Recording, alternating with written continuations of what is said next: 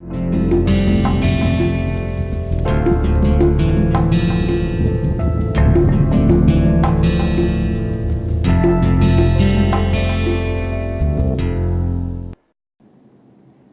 to the course on an introduction to information theory. I am Adrish Banerjee. So in this lecture we will continue our discussion on block to block length coding of a discrete memoryless source. In the last lecture we described what we mean by typical sequence, and we showed some properties of typical sequence which are collectively known as asymptotic equipartition property. In this lecture we are going to see the consequence of those asymptotic equipartition property. What is the consequence of them for block to block length coding? So we will first quickly refresh our asymptotic equipartition property and its consequence, and then we will talk about block to block length coding. Now remember, when we are talking about block to block length coding, it's a lossy compression because we have large blocks of data which we are mapping into small blocks of data. However, since given a source distribution, we know not all sources are equally likely to happen. Some sources are which we showed are typical sequence which are likely to come out of a particular source. We will try to encode those sources using unique code words, whereas the sequences which are not likely to happen, the non-typical sequence, we are not going to assign a unique code word to them, and hence we will get some lossy compression. So just quickly go over the three properties of asymptotic equipartition property. So the third property says that number of epsilon typical sequence is given by 2 raised to power L into h of u, and property 1 says that each of these typical sequence happens with probability 2 raised to power minus L h of u, and the third property says that total probability of these typical sequences is nearly 1, which means that if you take large enough L, most of the time the sequences that will come out of this source are likely to be typical sequence. And as we said, these three properties are collectively known as asymptotic equipartition property. So let us see now how we can use these properties to design our block to block length encoder.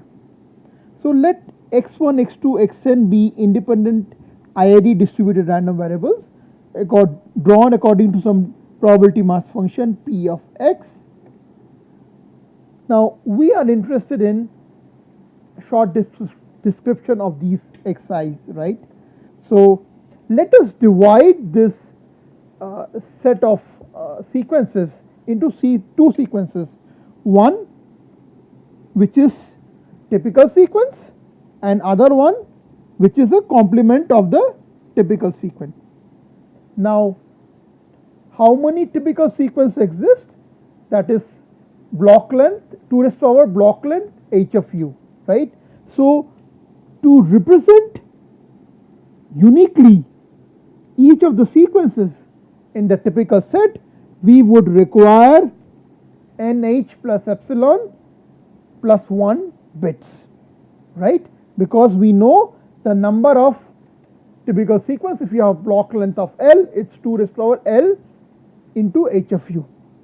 So to uniquely define each of these typical sequence using a code word, we would require these many number of bits. And obviously the non-typical set cannot be more than n log cardinality of x plus 1. Now we can prefix the typical set by 0 and non-typical set by 1. So essentially we are increasing the block length by 1. So we are going to use n into h plus epsilon plus 2 bits to describe code words which belong to typical sequences, and we are going to use n log cardinality of x plus 2 bits to represent non-sequences which are coming out of non-typical set. Now clearly this code which I designed so far is one-to-one and is easily decodable. Why? Because each of the typical sets I have assigned one unique code word, and so far I have done the same thing for non-typical set as well, because I am using this many number of bits. And as we said, typical sequence will typically require block length into h of u number of bits to represent it. So let us compute the expected code word length. Now the expected code word length can be written as sum over all the sequences of length n, probability of occurrence of those sequences multiplied by length of those sequences. Now we have partitioned our set of sequences into two, one corresponding to typical set, another the complement of typical set. So this particular term that you see here corresponds to sequences that belongs to typical set, and this summation corresponds to sequences that belongs to non-typical set. Now, so what is the length required to describe a typical set? Now I was using n times h plus epsilon plus 1 bits to represent a typical set, and remember I was prefixing it by a 0. So I am totally using n into h plus epsilon plus 2 bits to describe these code words corresponds to typical set. Similarly, for the non-typical set, I was using n log of cardinality of x plus 1, and I was prefixing it by 1 to denote that it belongs to non-typical set. So the length of these code words belonging to non-typical sequences is given by n log of cardinality of x plus 2. Now what is this probability? This probability is basically probability of occurrence of typical set, and this is a probability of occurrence of sequence being not a typical set. Now we know from asymptotic equipartition probability that this probability is very small, some epsilon or something like that, and this probability is close to 1. So I can then, this probability then can be upper bounded if I consider this to be 1, and this I consider this probability to be epsilon. I can then upper bound this probability by n times h plus epsilon plus 2, and this is epsilon times n log of cardinality of 2. This is much larger than 2, so just writing it this way. Okay. Now this can be written as n times h plus epsilon dash, where epsilon dash is given by this quantity. Okay. So this is expected code word length if I use the scheme which I just described. Now epsilon is small, so you can see, and n is large, so this epsilon dash is very small. So roughly I am using close to n times entropy of this source. Now let us state the block to block length coding for theorem for the discrete memoryless source. So we are given a Chiari discrete memoryless source whose output entropy is given by h of u, and we are given two positive number epsilon 1 and epsilon 2, they are small. Then for large L there exists a Chiari block length of code n for all those messages of block L such that n by L is less than equal to entropy of u by log d plus epsilon 1. such that probability that the code word will not be uniquely decodable, like probability that the code word will not be uniquely specify the message, a probability of error basically, that is also upper bounded by epsilon 2. So what are we talking about here? So we have an input of block length L and we are coding it into output sequence of block N. So clearly N is less than L, then only we will get compression. Now what should be N by L? So this says the relation between N by L. If we take N by L to be less than equal to HU by log D plus small epsilon, then probability of basically being error, probability of failure is upper bounded by some epsilon. Now we will show the converse also, that this ratio N by L cannot be very small, cannot be very small, because if this ratio is very small, then we will show this probability of error, basically a failure, that increases, that will show subsequently. So let us show this result. So suppose we are assigning a unique DRE code word of length L to each of the M typical sequences, but we use only a single additional code word to code all non-typical sequences.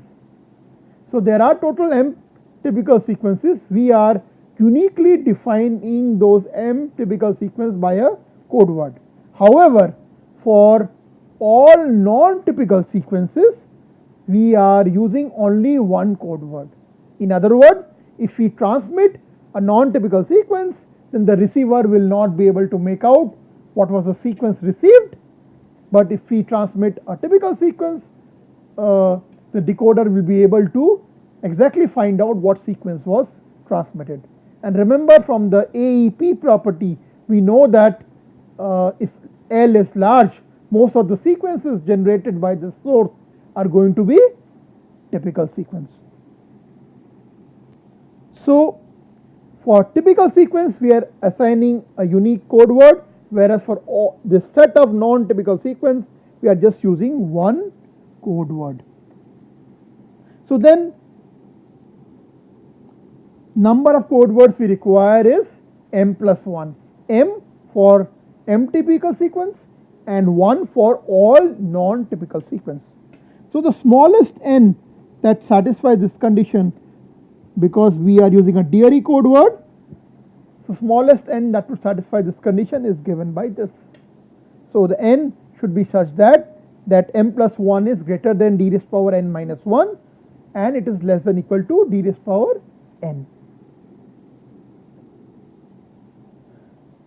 So further, simplifying it, I am just writing M is greater than d raised power n minus 1, or d minus, take a log, d minus n log of d is less than equal to log of m. And what is m?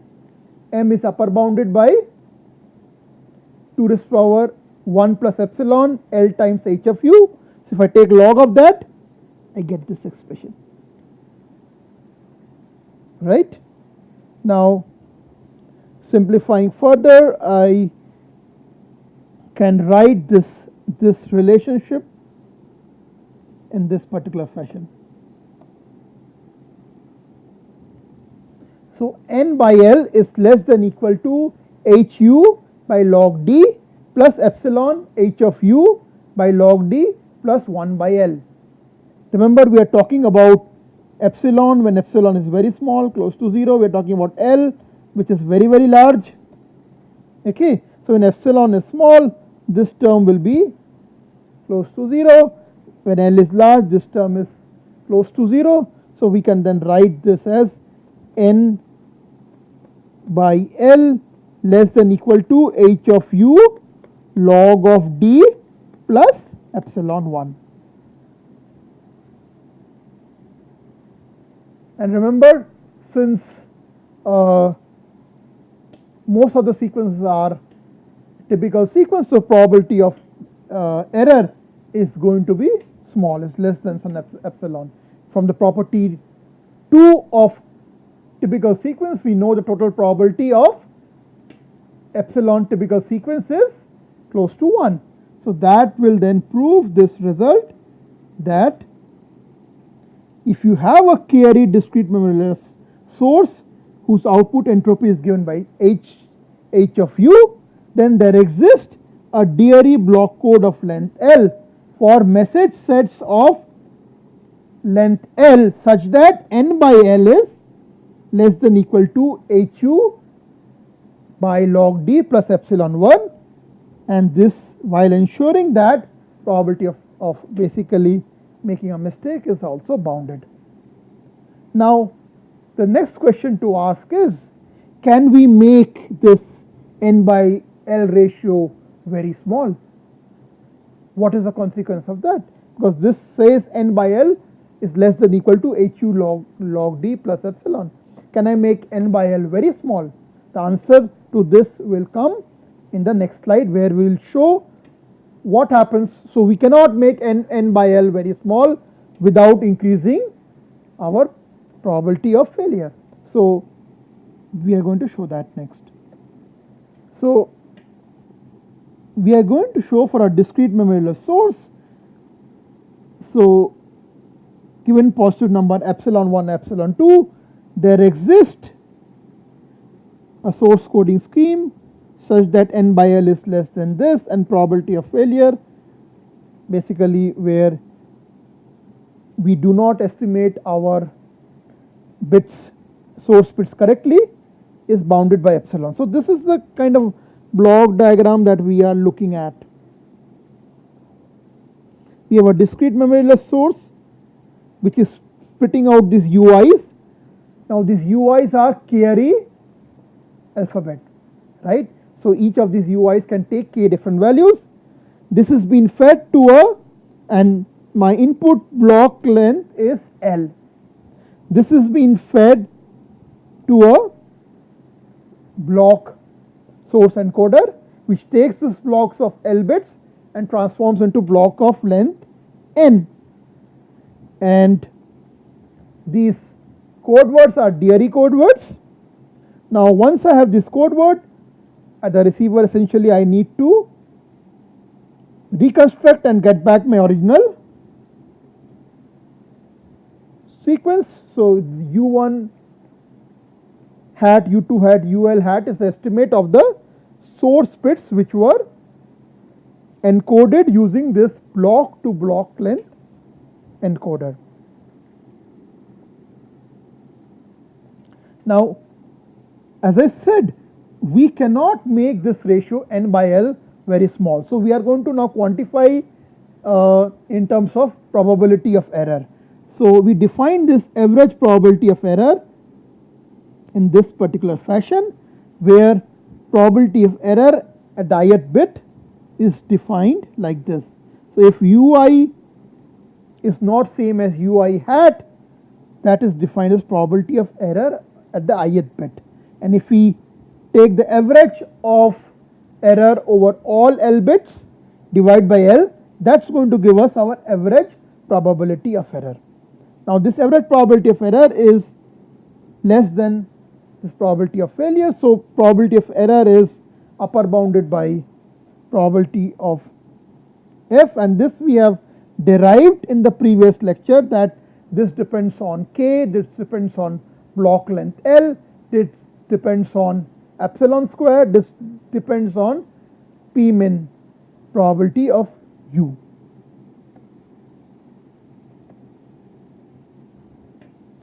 And since this is small, average probability of error is also bounded. Now as I said, we are going to ask the converse. So in other words, we are going to ask, can we make probability of average probability error very, very small if we make this ratio also very small? So the answer lies here. So here we cannot make ratio n by L much smaller.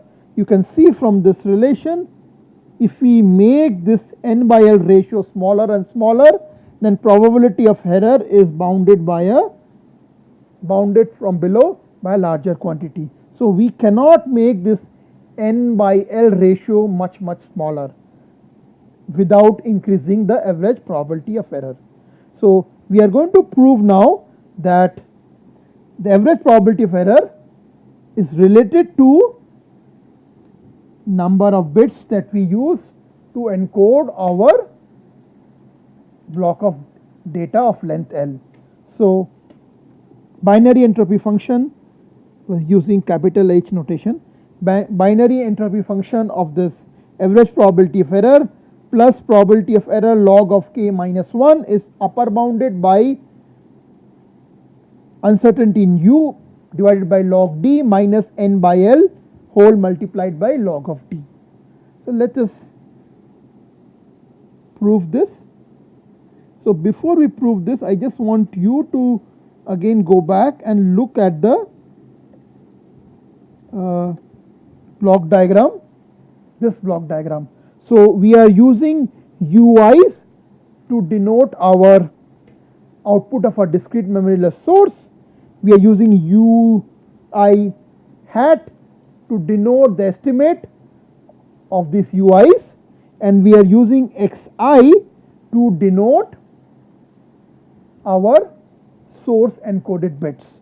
So you can clearly see UX and U hat, they form a Markov chain, right? So we can make use of data processing lemma. So let's proceed with the proof of this. So this relates the average probability of error to number of bits used to encode in the case of block to block length coding.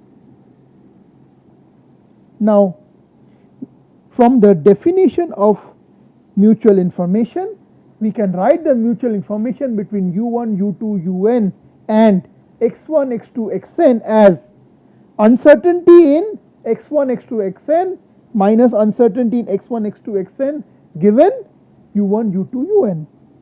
And we know for discrete random variables this quantity is greater than or equal to 0.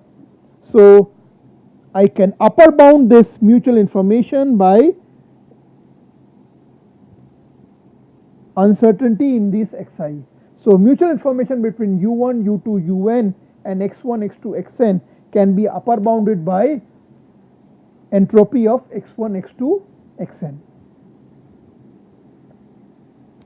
Next, we are going to use data processing lemma. We just said that u1, u2, basically ui's, xi's and ui hat, they form a Markov chain, right? So then mutual information between ui's and ui hat has to be less than mutual information between ui's and xi. This is a result which follows from data processing lemma. So we can write the mutual information between u1, u2, ul and u1 hat, u2 hat, ul hat. This from the data processing lemma follows that this is less than or equal to mutual information between u1, u2, un and x1, x2, xn. Now this quantity we have shown in the previous slide that this quantity is upper bounded by uncertainty in x1, x2, x3, xn.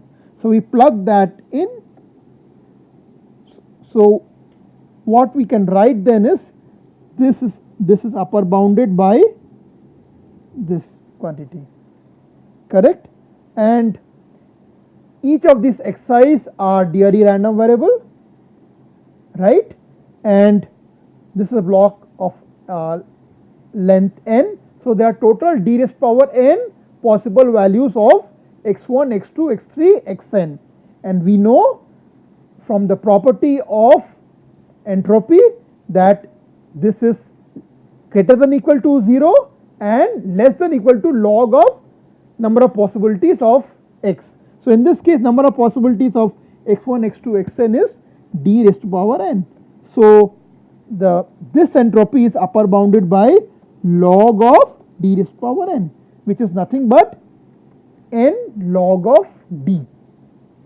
So what we have shown so far is mutual information between u1, u2, ul and u1 hat, u2 hat, ul hat is less than equal to n log of d. Now, since we are considering a discrete memoryless source, so these ui's are identically distributed and they are independent. So if they are identically distributed and independent, I can write this h of u1, u2, ul as h of u1 plus h of u2 plus h of ul, and since u1, u2, ul are identically distributed, this will be same as h of u. So this h of u1, u2, ul can be written as h of u plus h of u, and this repeated L times. So then this will be L times h of u.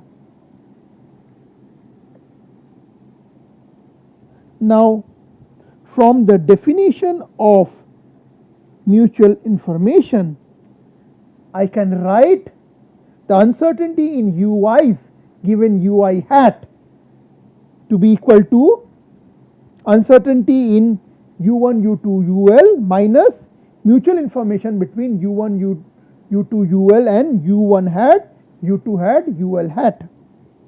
Now this quantity we know from this relation that this is equal to L of h of u.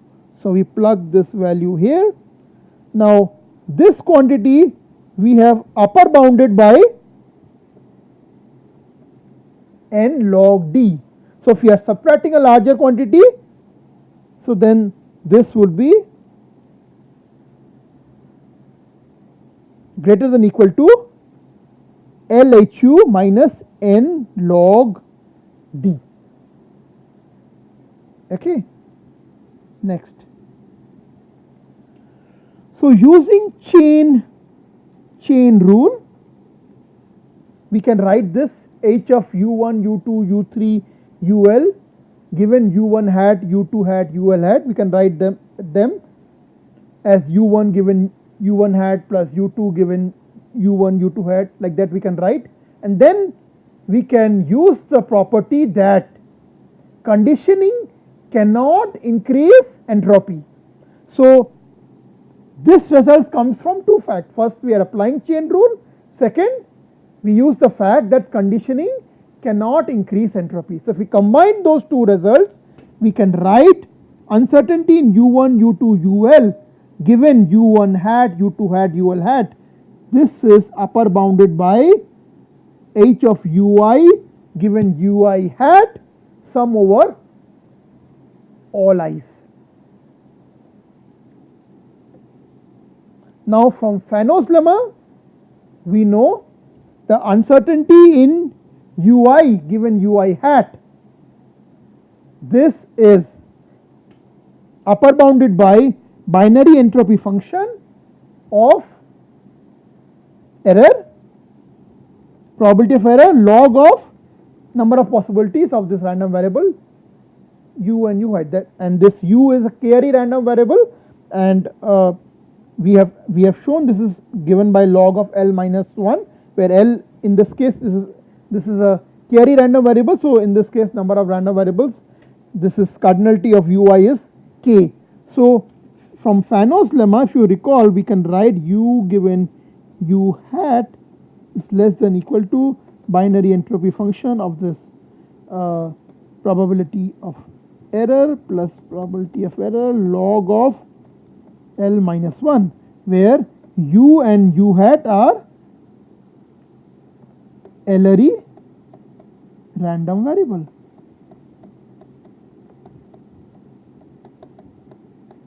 In this case L is k, in our u is a k-ary random variable, so that's why I am writing here this as k.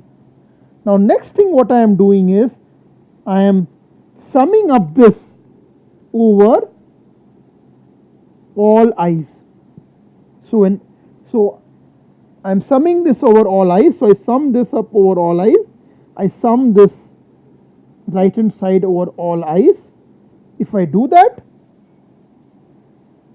I get this expression. Okay. Next, I can divide this whole thing by 1 by L, right. Now,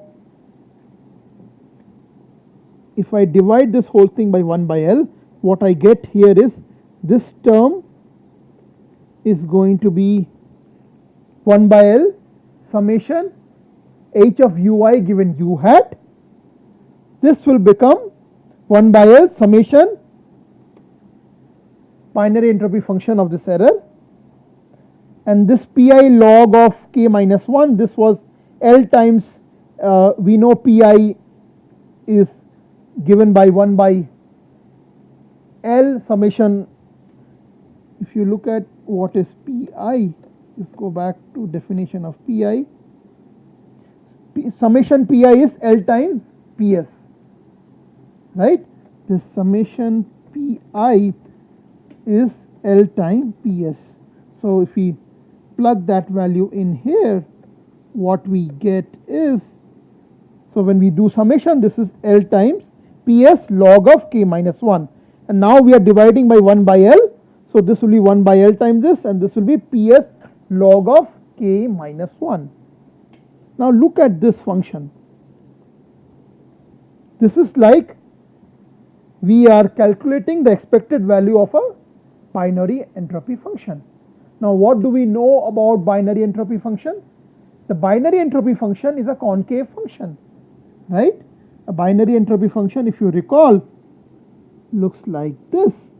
This will be 1 corresponding to p equal to 0.5, and this is 0 and 1. So binary entropy function looks like this. So this is a concave function, and from Jensen's inequality, what do we know? If the function is a concave function, then expected value of the function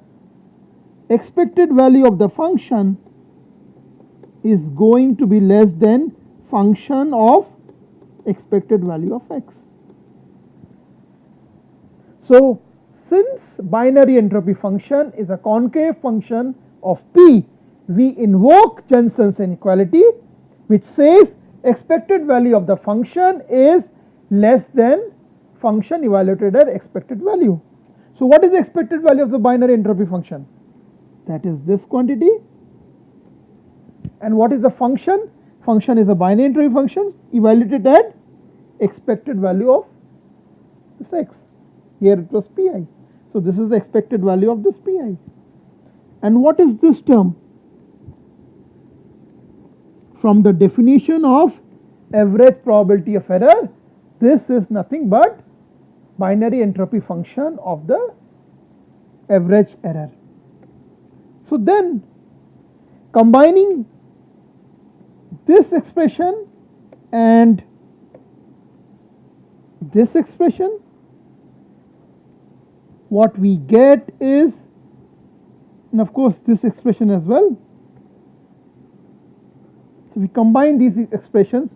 So this says uncertainty in u1, u2, ul given u hat, u1 hat, u2 hat is upper bounded by this, and from here we get another upper bound. So combine these two, we get this expression. All right. Now, what is this term? This also we have proved earlier. This is given by, if you go back and see, this term is given is lower bounded by L h of u minus n log of d. So if we use this result, what we are going to get is an expression like this. Okay, and further simplifying we get the desired expression that we wanted to prove. So what we have shown here is the binary entropy function of this average error plus average error log of L. This is lower bounded by h of u by log d minus n by L whole multiplied by log of d.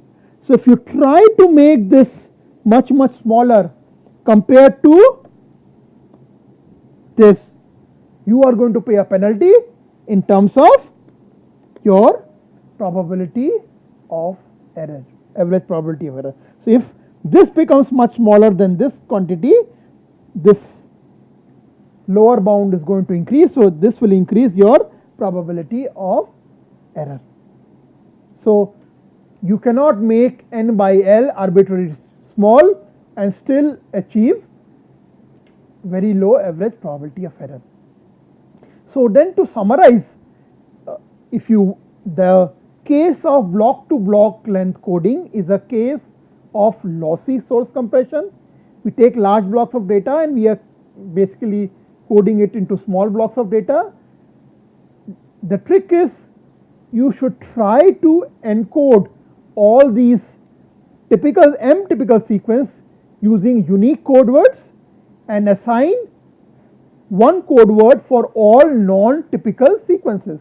Now since the probability of occurrence of this typical sequence is close to 1 when we are considering large block size, we will be able to correctly decode at the receiver most of the time.